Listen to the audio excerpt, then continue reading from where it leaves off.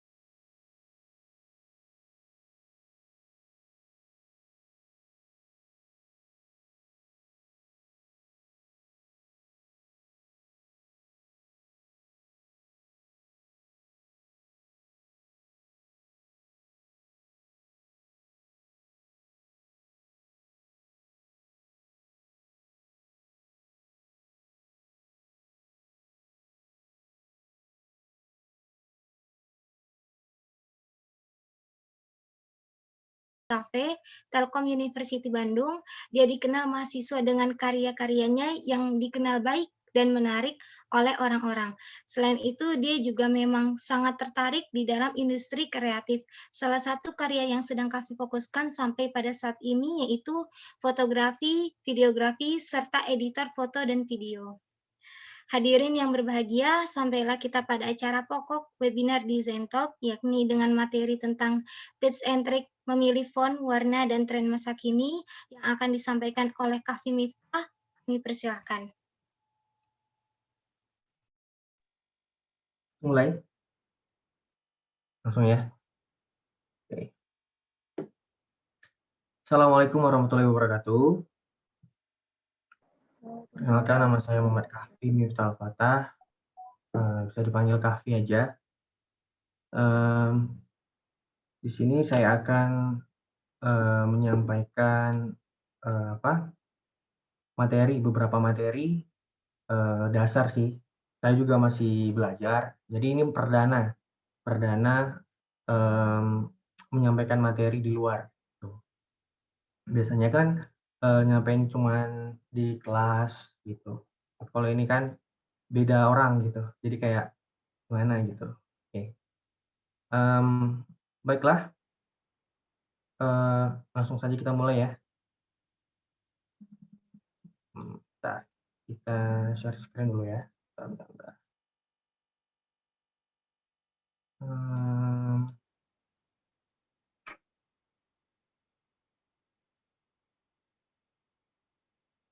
Kita close ini dulu.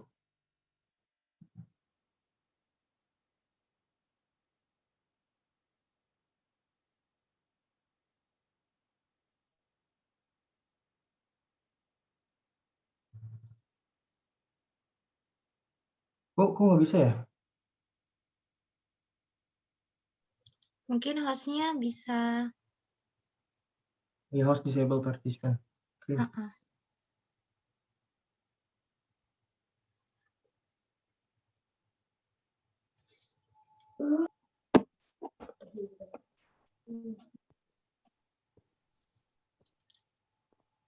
Aku pakai foto siapa tuh?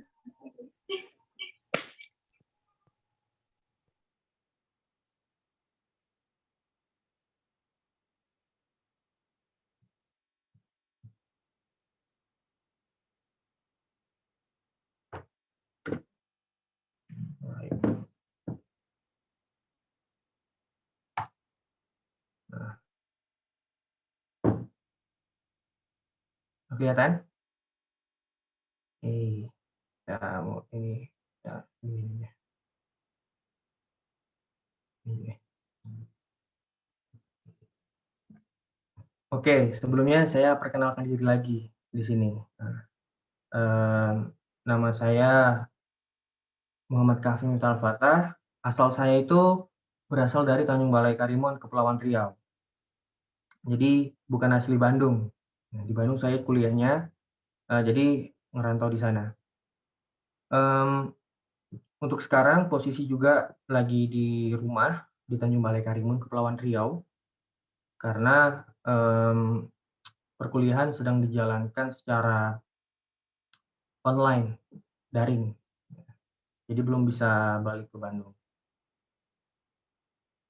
Jurusan yang saya tempuh, saya pilih adalah jurusan Desain Komunikasi Visual atau sering dikenal dengan DKV.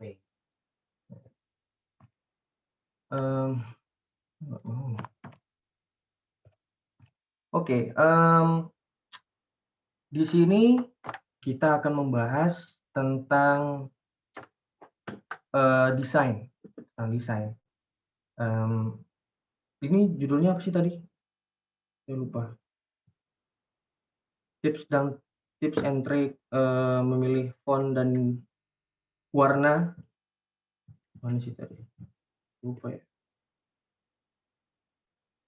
Wait.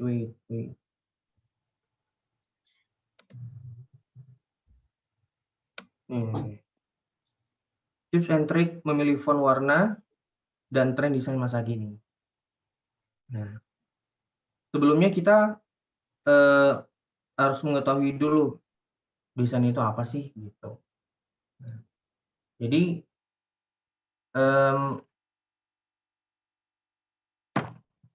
desain itu adalah kegiatan kreatif yang menyusun rencana dan rancangan untuk suatu benda, gambar atau objek lainnya sebelum direalisasikan menjadi nyata agar memiliki nilai lebih, nyamanan yang lebih baik, dan diterima oleh penggunanya.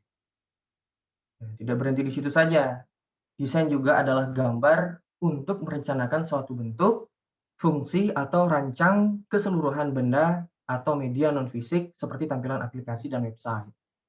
Jadi bisa dibilang desain ini memiliki cakupan yang sangat luas. Gitu.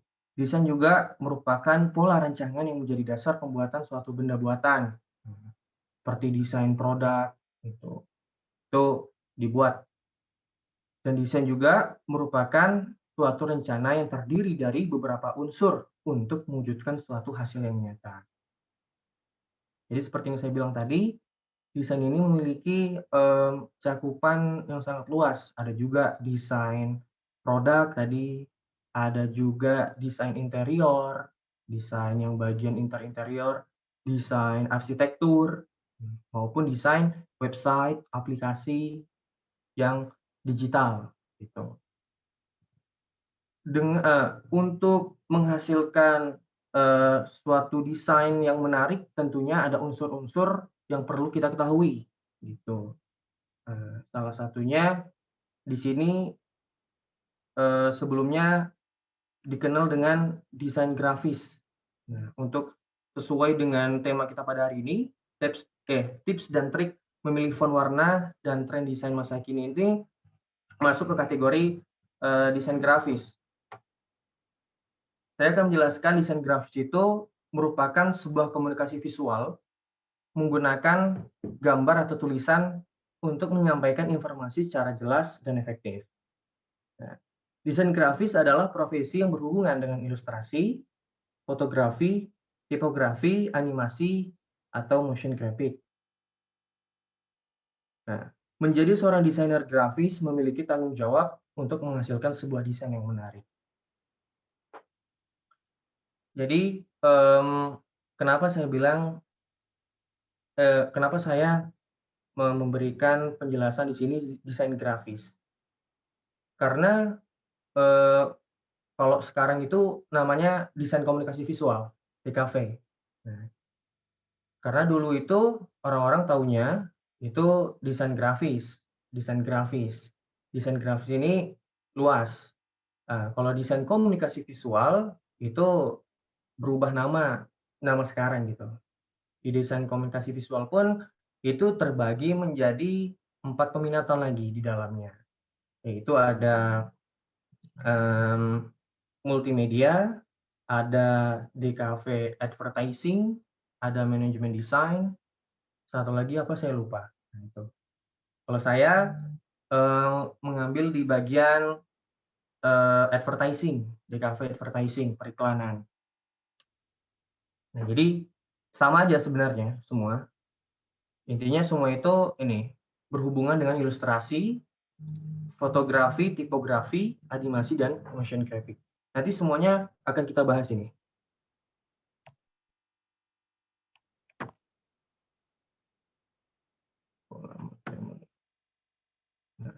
Unsur-unsur desain grafis itu ada warna, bentuk, garis, ada layout, tipografi, ilustrasi, dan juga ruang.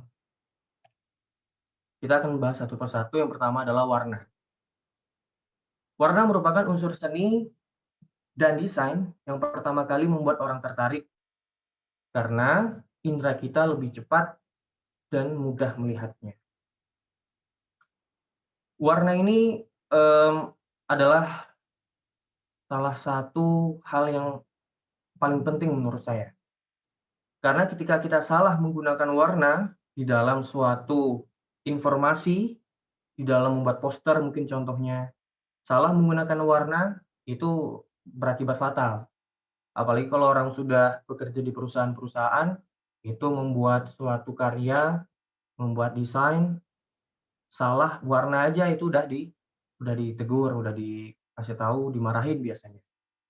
Makanya ketika kalau saya ini di bagian advertising, itu ketika memberikan hasil desain untuk customer, itu dikasih ini dulu presentasi terhadap customer-nya. Kalau misalkan mau membahas iklan di televisi biasanya, itu kan ada mengundang artis-artis gitu. Nah, nanti manajer artisnya serta artisnya juga diundang biasanya gitu.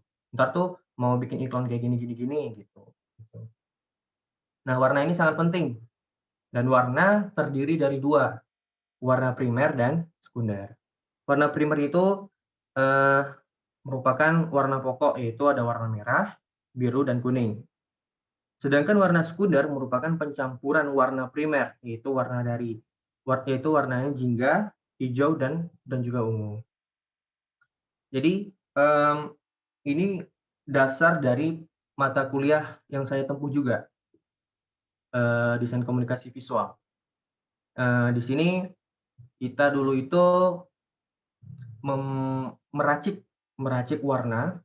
Dulu itu namanya mata kuliah nirmana. Jadi kita memain warna di situ, dikasih warna-warna dasar dari warna biru, kuning, hingga ke merah. Nah, jadi di sini kita disuruh meracik untuk menghasilkan warna sekunder. Gitu. Nah, jadi di warna sekunder ini merupakan campuran dari warna primer dari warna jingga. Nah, warna jingga ini merupakan campuran dari warna kuning, nih warna dasar, Nah, warna kuning sama warna merah. Apabila diracik digabungkan, warnanya akan menjadi orange, jingga seperti ini. Nah, jadi warna orange ini awal mulanya merupakan campuran dari kuning dan merah. Kalau warna hijau, warna hijau itu merupakan campuran dari warna kuning dan juga warna biru. Jika digabungkan, dicampur, maka menjadi warna hijau di sini. Begitu juga dengan warna ungu di sini. Apabila digabungkan dari biru ke merah, maka akan menghasilkan warna ungu. Jadi warna dasar itu cuma 3 sebenarnya, merah, biru, dan kuning. Adapun warna yang lain merupakan campuran dari warna-warna dasar. Itu tentang warna. Kenapa saya bilang sangat penting? Saya akan contohkan sedikit sebentar. Coba, mmm, warna ini kalau kita salah menggunakan itu sangat fatal. Contohnya ini ya, misalkan saya buat ini warna kuning. Mmm,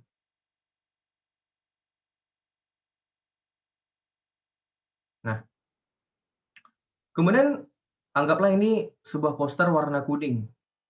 Kemudian saya membuat teks itu warnanya putih. Webinar design talk, coba. Eee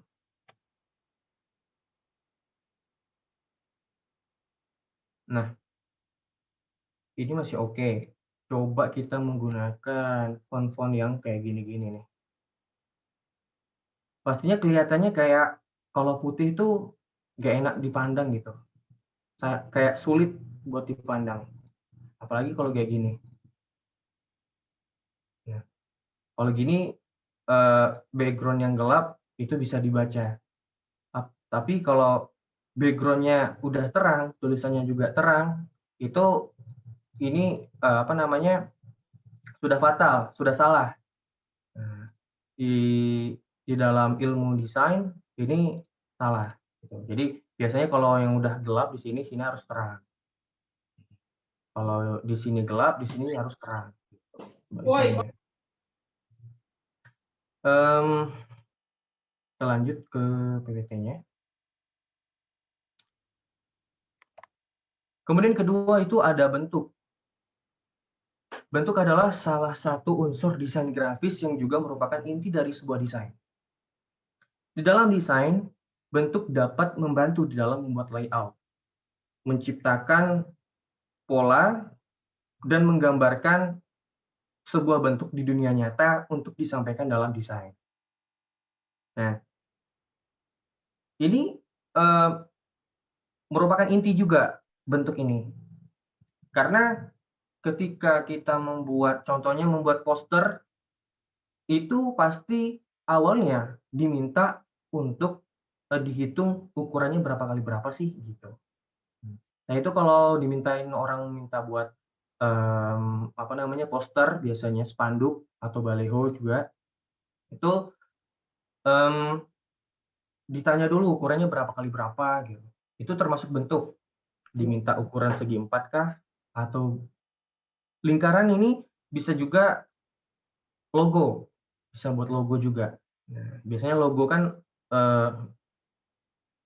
lebih banyak yang buat bulat-bulat ya. Tapi kalau sekarang itu, kalau zaman-zaman sekarang udah mainnya tulisan yang lebih simpel dan praktis. Seperti itu.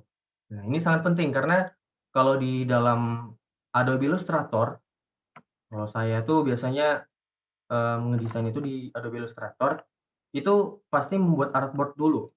Artboard itu termasuk bentuknya, contoh seperti ini. Nah, ini kita harus tahu ukuran sentimeternya berapa, klien itu minta desain ukuran berapa kali berapa bentuknya, gitu. Misalkan 5 kali 1, berarti 500 senti kali 100 sentimeter. Atau kalau page story biasanya juga bisa. Nah, ini spanduk seperti di jalan-jalan biasanya ini, ukuran 5 kali 1, gitu. Jadi penting, karena ini merupakan dasarnya. Nah, baru kita di dalamnya kita desain-desain. Kemudian yang selanjutnya ada garis. Garis ini pada desain biasa digunakan untuk memisahkan jarak, memfokuskan pandangan, dan membuat bentuk. Lebih dari itu juga digunakan dengan maksimal, garis dapat menyampaikan gerakan dan emosi yang menyatukan komposisi pada desain yang kita buat, serta membuatnya tampak profesional. Jadi garis ini juga sebagai pemanis kalau bisa dibilang. Ini sudah termasuk garis ini yang saya buat. Nah, jadi kayak simpel aja gitu lihatnya. Nanti kita bahas juga ada di bawah. Biasanya garis-garis ini kalau saya itu menggunakan pada Instastory. Nah, gitu. Nah, ini adalah jenis-jenis garis atau line. Ya, style-stylenya itu ada garis yang mendatar, garis tegak, garis miring. Kalau mendesain sesuai selera dan juga sesuai kemauan si klien. Kemudian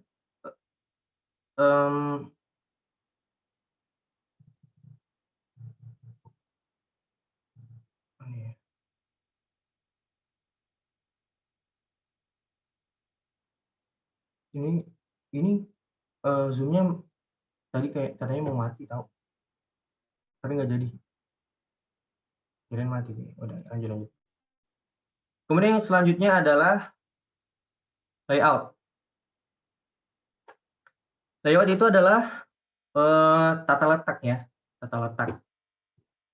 Jadi layout ini di dalam menghasilkan desain sangat perlu untuk diperhatikan karena terkait dengan konten yang dibuat.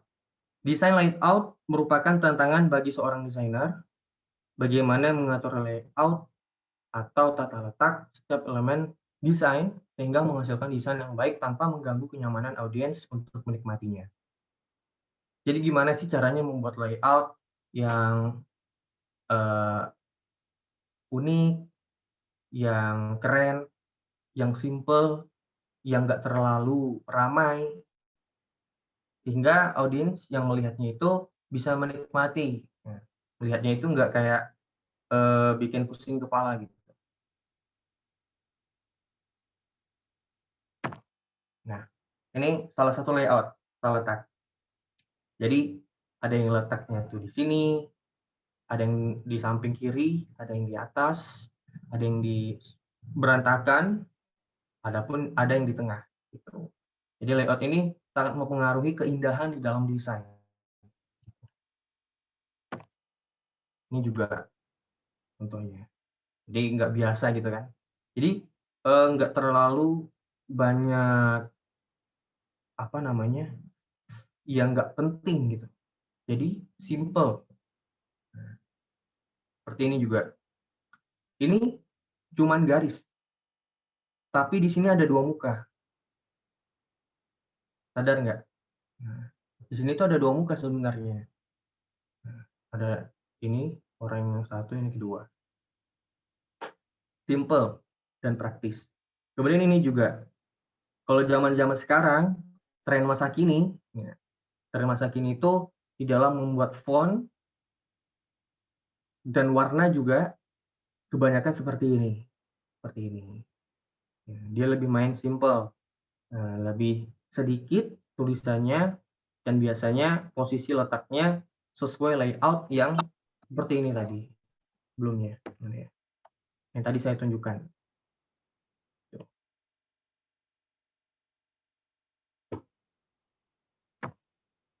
Kemudian selanjutnya ada yang namanya tipografi. Tipografi merupakan suatu ilmu dalam memilih dan menata huruf dengan pengaturan dan penyebarannya pada ruang-ruang yang tersedia. Tipografi merupakan tata letak yang berfungsi untuk menyampaikan pesan dan kesan tertentu, sehingga susunan tata letak dapat terlihat menarik, serta pesan yang diterima juga bisa jelas bagi yang melihatnya. Di dalam desain, tujuan dari penempatan tipografi tidak hanya sekedar untuk meletakkan sebuah teks saja, tapi untuk menggunakan secara efektif dalam berkomunikasi dan menyampaikan pesan melalui desain.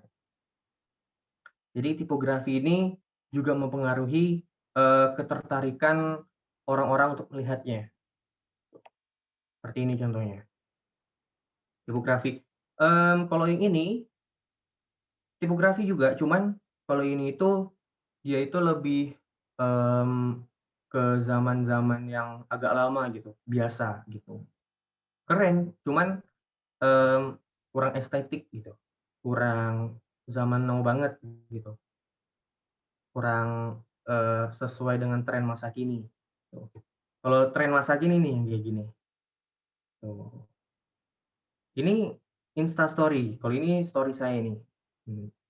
Biasanya kalau bikin story itu kita usahakan jangan, terutama tulisan, jangan terlalu gede dan jangan juga terlalu kecil gitu. Kecil boleh, cuman disesuaikan dengan mata untuk melihat apakah bisa terbaca atau tidak. Nah, ini bisa sebenarnya terbaca, cuman ini karena kecil saya kecilin jadi nggak bisa. Nah, ini salah satu bentuk tipografi. Jadi di dalam tipografi huruf-huruf yang ada itu ada yang namanya headline, subheadline, dan juga body text. Headline itu adalah huruf yang paling besar. Nah, seperti ini nih, Saturday. Sama ini suasana baru. Kalau subheadline-nya yang kecil, yang setengah kecil. Nah, ini kayak ini apa sih tulisannya tadi? Kedai botani. Oh, ini morning. Nah, itu. Itu subheadline-nya. Adapun body text-nya yang kayak gini kecil-kecil. Nah, jadi tertata gitu. Di dalam membuat tipografi harus tertata, ada aturannya, nggak sembarang buat. Jadi seperti ini contohnya. Sama ini juga. Ini headline dan ini juga subheadline. Nggak harus semua ada sih sebenarnya. Cukup 2 gini juga boleh atau cuman gini juga boleh. Gitu. Sehingga kalau kayak gini kan ngelihatnya kayak plong aja gitu, kayak enak aja gitu. Kalau ini yang zaman dulu, kayak kalau saya nggak suka sih kalau ini, karena kayak terlalu ramai, terlalu sempit di dalamnya. Jadi kayak nggak bisa nafas gitu di sini. Kemudian selanjutnya ada ilustrasi. Gambar ilustrasi merupakan unsur tata letak 2 dimensi yang bertujuan untuk memperjelas suatu maksud atau pesan. Untuk membuat sebuah gambar ilustrasi, kita dapat menggunakan beberapa teknik seperti drawing, lukisan, fotografi, atau teknik gambar yang menekankan hubungan subjek dengan teks yang dimaksud. Nah, ilustrasi ini juga penting di dalam sebuah desain. Ilustrasi ini ibarat dia akan berbicara, membantu berbicara, memperjelas nih, bertujuan untuk memperjelas suatu maksud atau pesan. Jadi pesannya itu diperjelas lagi dengan ilustrasi. Contohnya seperti ini. Nah, ini tugas saya waktu membuat print ads. Nah, jadi membuat print ads dari produk bebas produknya pilih. Nah, di sini kalau orangnya nggak ada, cuma tulisannya doang, itu orang tahu sih sebenarnya ini pedas, berani merasakan pedasnya gitu. Orang tahu sebenarnya. Cuman kalau ditambah orang yang lagi makan, terus dia kepedesan seperti ini, itu akan memperjelas seperti yang dijelaskan tadi. Itu akan memperjelas sehingga yang didapatkan itu pesannya dapat gitu. Pesannya itu dapat gitu. Maksud dari pesannya. Kemudian juga ini. Coba aja Pak Soekarno nggak ada ini. Paling kita bacanya cuman 1000 orang tua hanya dapat bermimpi. 1 orang pemuda dapat mengubah dunia merdeka. Nggak ada semangatnya kan? Tapi kalau misalkan tetap ada Pak Soekarno-nya ini, kelihatan ilustrasinya itu berbicara tegas. Nah, maka kita bacanya juga akan tegas karena diperjelas oleh ilustrasi ini. Gitu. Jadi kita kalau bacanya 1000 orang tua hanya dapat bermimpi. 1 orang pemuda dapat mengubah dunia merdeka. Gitu. Kalau kita melihat dari ilustrasinya. Kalau nggak ada ilustrasinya tadi kayak anak senja gitu. Bacanya terlalu halus. Nah, semua tadi merupakan unsur-unsur dari desain grafis. Terus kita ngedesainnya pakai apa dong? Apa sih aplikasinya atau softwarenya yang bisa kita gunakan untuk mendesain? Nah, kita lihat.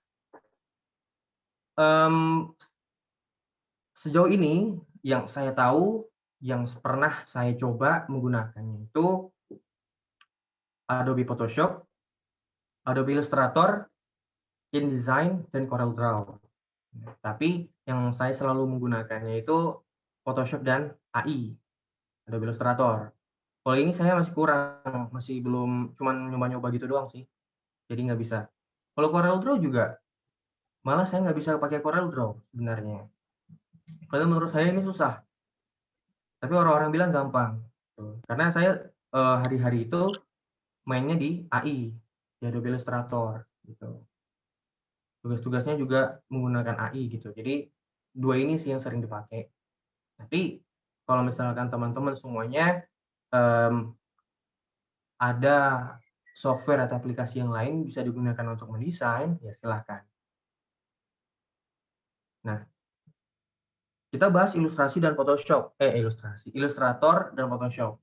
Nah, di sini kenapa saya menggunakan Adobe Illustrator dan Photoshop sebelumnya? Karena menurut saya itu mereka berdua ini hampir mirip gitu, kayak kakak adik. Jadi cuman beda fungsi tools yang ada gitu. Cuman meskipun begitu mereka ada perbedaan gitu. Adobe Illustrator bisa digunakan untuk mendesain logo, menggambar ilustrasi karakter manusia, membuat poster, membuat brosur, banner, dan lain-lain. Sedangkan Adobe Photoshop bisa digunakan untuk mengedit foto, membuat digital imaging, serta membuat efek foto yang bagus dan menarik. Nah, kalau di AI ini, dia itu kalau kita mendesainnya itu, dia itu kalau di zoom nggak akan pecah gitu. Mau zoom sampai zoom banget gitu nggak akan pecah. Kalau di Photoshop itu ada pecah-pecahnya dikit gitu. Bedanya itu karena makanya saya lebih sering menggunakan AI. Tapi gunain Photoshop juga gitu. Tapi lebih sering ke AI. Apalagi membuat vektor. Membuat vektor itu di AI. Nanti ada contohnya saya tunjukkan. Nah, seperti ini. Ini Photoshop yang saya buat waktu itu tugas-tugas yang diberikan. Ini nenek saya. Nah, ini nenek saya. Jadi di Photoshop itu dia bisa memanipulasi gambar, membuat efeknya menjadi lebih bagus lagi gitu. Bisa menipu. Nah, seperti ini nih gambar aslinya. Nah, kemudian diedit ada beruang di sini. Kemudian kita tambahkan bayangan sehingga beruangnya ini benar-benar real, benar-benar ada gitu di sini. Kemudian ditambah efek dengan efek langitnya yang biru sehingga benar-benar kayak di mana es gitu. Sebenarnya ini bukan es ya, ini tuh pasir. Pasir. Kebetulan pasirnya itu warna putih gitu. Terus diedit jadi gini deh kayak salju. Kemudian ini foto-foto yang lama bisa juga diubah menjadi kayak modern gitu. Jadi lebih bagus dan berwarna. Nah, kemudian ini ada Adobe Illustrator membuat vektor. Nah, ini tadi yang di depan udah saya tunjukin. Jadi vektor ini seperti ya ilustrasi juga. Ini kalau di zoom nggak akan pecah ini, nggak akan pecah. Beda dengan ini. Ini kalau di zoom itu di Adobe Photoshop-nya ya. Kalau di zoom itu dia akan terlihat kotak-kotak gitu. Tapi kalau ini nggak ada. Oke, mungkin itu saja yang dapat saya sampaikan. Kurang lebihnya saya mohon maaf yang sebesar-besarnya. Assalamualaikum warahmatullahi wabarakatuh. Waalaikumsalam warahmatullahi wabarakatuh. Terima kasih Kak Fima Miftah atas paparannya yang begitu menarik dan semakin memperkaya wawasan kita semua. Hadirin yang kami hormati, selanjutnya acara sesi tanya jawab dan untuk 3 penanya terbaik nantinya akan mendapatkan sebuah door prize dari teman-teman panitia. Baik, langsung saja kita mulai sesi tanya jawab ini. Kepada teman-teman dipersilakan mengajukan pertanyaan dengan menyebutkan terlebih dahulu nama dan asal kota.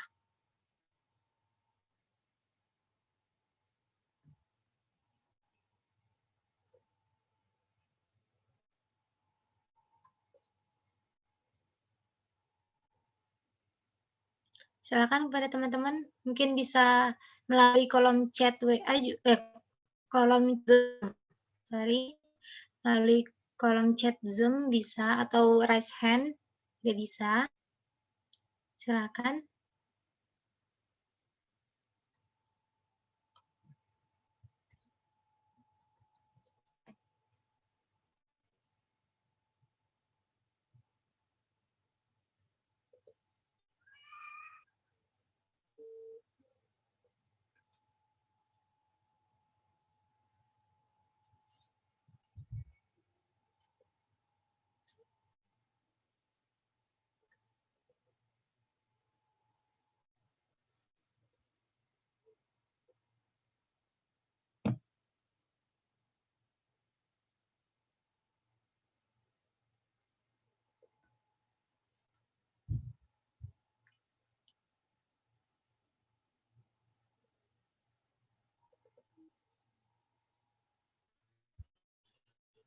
Bagaimana teman-teman? Apakah tidak ada yang ingin mendapatkan door prize dari teman-teman panitia? Lumayan kan? Nambah-nambah THR. Oh, oke, ini udah ada pertanyaan. Selamat siang, perkenalkan nama saya Reski dari Universitas Mula Warman. Saya ingin bertanya, Kak, untuk penggunaan font, apakah semuanya gratis atau ada juga hak ciptanya? Dan apakah jika kita mengupload ke sosial media seperti Instagram akan terkena copyright? Mungkin bisa langsung dijawab aja ya. Oke, silakan Kavi. Oke. Untuk font itu ada yang gratis, ada yang juga yang berbayar. Tapi kebanyakan gratis kok. Jadi kalau untuk kumpulan font, saya saranin itu di Dafont namanya, nama aplikasinya. Itu Dafont ya, DAFONT. Jadi di situ muncul itu berbagai macam font di situ. Nah, terus untuk masalah terkena ciptanya apa tidak itu sampai saat ini saya belum pernah nemuin sih. Belum pernah nemuin itu kena hak cipta apa enggak gitu. Tapi insya Allah aman aja gitu. Jadi aman. Oke, bagaimana dengan Reski? Apakah udah mengerti ya penjelasannya tadi ya? Oke, pertanyaan selanjutnya. Assalamualaikum, perkenalkan nama saya Emma Mabaul Rohma dari Universitas Mula Warman. Saya tertarik belajar Photoshop. Kira-kira ada tipsnya enggak buat memulai? Oke.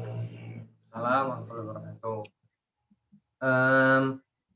Untuk memulai Photoshop bisa dari teman-teman atau bisa secara otodidak. Kalau saya itu karena kuliahnya memang ada pelajaran Photoshop, jadi sering nanya-nanya ke teman-teman gitu. Intinya kalau kita sudah memulai, biasanya itu muncul rasa capek, males, bahkan bosen gitu. Jadi kita harus kayak benar-benar istiqomah gitu ya. Benar-benar belajar terus hingga akan bisa juga nantinya. Saya juga dulu buta banget gitu belajar Photoshop. Saya pun masih belajar dasar-dasar gitu. Masih belum jago orang-orang gitu. Cuman dari situ saya karena belajar terus, karena teman-teman juga mainnya di Photoshop, hingga ya sedikit demi sedikit mulai bisa gitu. Oke, ini ada pertanyaan selanjutnya lagi.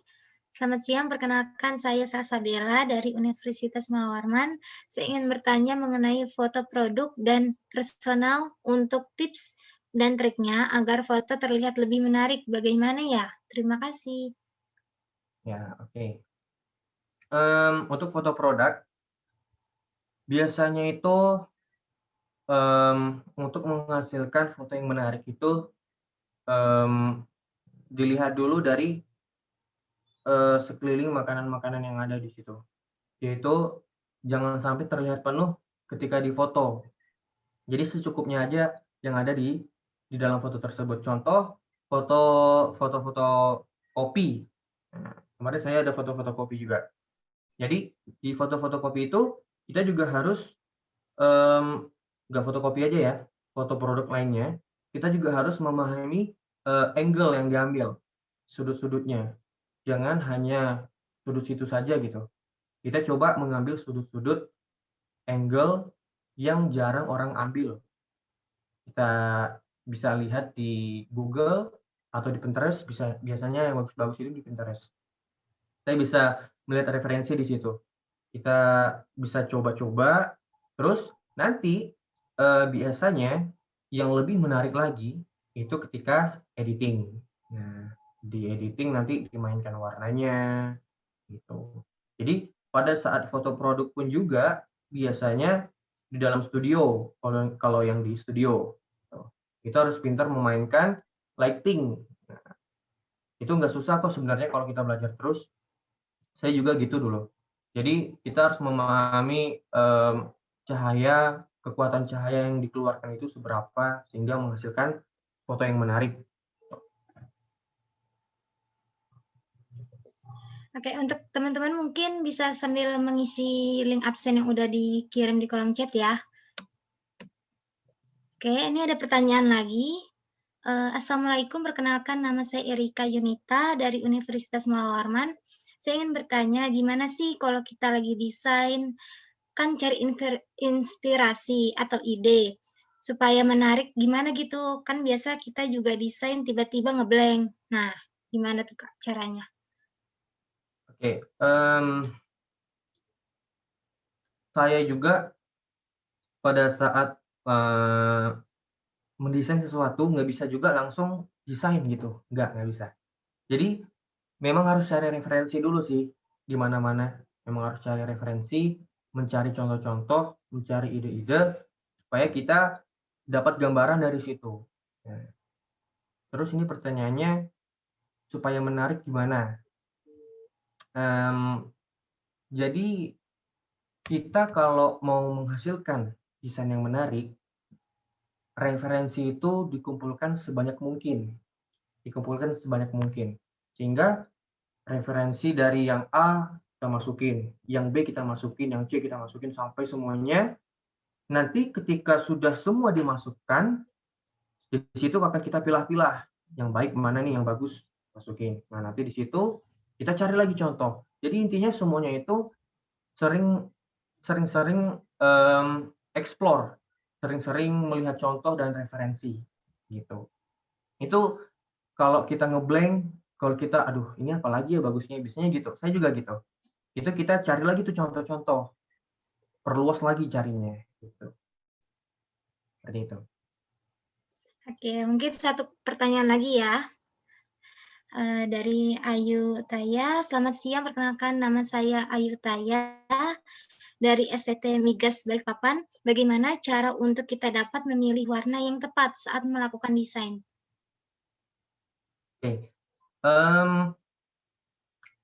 Memilih warna yang tepat itu, nah tadi, kita ketika dari awal sudah selalu melihat referensi, sudah selalu melihat contoh-contoh yang ada di internet, di Google, di Pinterest, nantinya pada saat kita mendesain, kita otomatis sudah tahu, sudah tahu mana warna yang tepat dan cocok untuk kita gunakan. Nah, itu juga tergantung dari desain yang kita buat warnanya. Seperti yang tadi saya contohkan, jangan sampai kita tabrakan warnanya, seperti warna putih dan kuning tadi saya contohkan. Itu kan mata kita jadi sakit untuk memandang, gitu. Jadi kita harus bisa memainkan warnanya itu melihat dari contoh-contoh yang ada pada referensi yang kita cari. Jadi banyak-banyak cari referensi aja. Itu kalau kita udah banyak-banyak cari referensi, udah banyak-banyak cari contoh, melihat-lihat, dan kita coba-coba, itu lama-lama kita bisa sendiri. Dan kita juga bisa menentukan warna yang tepat, desain yang tepat, bentuk yang tepat untuk kita desain. Oke, baik. Oke, demikianlah acara webinar kali ini. Sebelum sesi ini saya akhiri, saya akan mencoba menyimpulkan hasil webinar kali ini. Dari materi yang telah disampaikan, sekarang kita jadi tahu bagaimana caranya membuat suatu karya seni yang sesuai aturannya, dan juga kita bisa tahu bagaimana cara membuat suatu desain yang dapat menarik perhatian orang-orang. Baik, untuk acara selanjutnya kita akan melakukan foto bersama. Kepada teman-teman yang belum menyalakan kameranya, silakan untuk mengaktifkan kameranya. Oke, silakan teman-teman.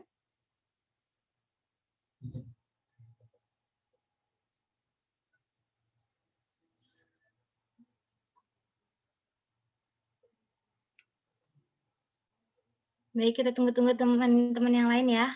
Kita menunggu 30 detik untuk mungkin siap-siap dulu. Yang mau pakai filter silahkan. Yang mau pakai jilbab juga silahkan dulu. Oke.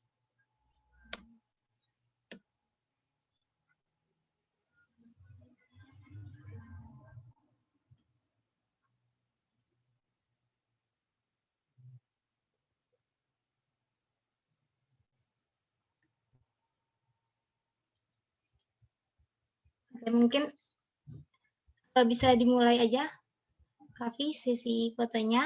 Ya, bisa dihitung ya. Biar Jadi teman-teman saya yang foto tahu ya berarti. juga. Ya, oke. Oke. Udah siap ya? Oke, 1, 2, 3. Oke, sebentar. Kita cek dulu. Bentar. Sekali lagi. Ganti gaya. 1, 2, 3. Oke. Dah. Oke. Tiba saatnya kita di penghujung acara. Saya mewakili teman-teman panitia mengucapkan terima kasih kepada pemateri dan juga seluruh hadirin yang telah berpartisipasi dalam kegiatan webinar kali ini. Mohon maaf atas segala kekurangan. Semoga ilmu yang didapatkan saat ini bisa bermanfaat di masa yang akan datang. Sebelum saya akhiri, saya akan memberikan pantun sedikit. Oke, duduk manis di tengah taman, harum semerbak bunga melati. Undur pamit kami ucapkan, semoga dapat bertemu lagi. Wassalamualaikum warahmatullahi wabarakatuh. Terima kasih semuanya. Warahmatullahi wabarakatuh. Terima kasih. Terima kasih.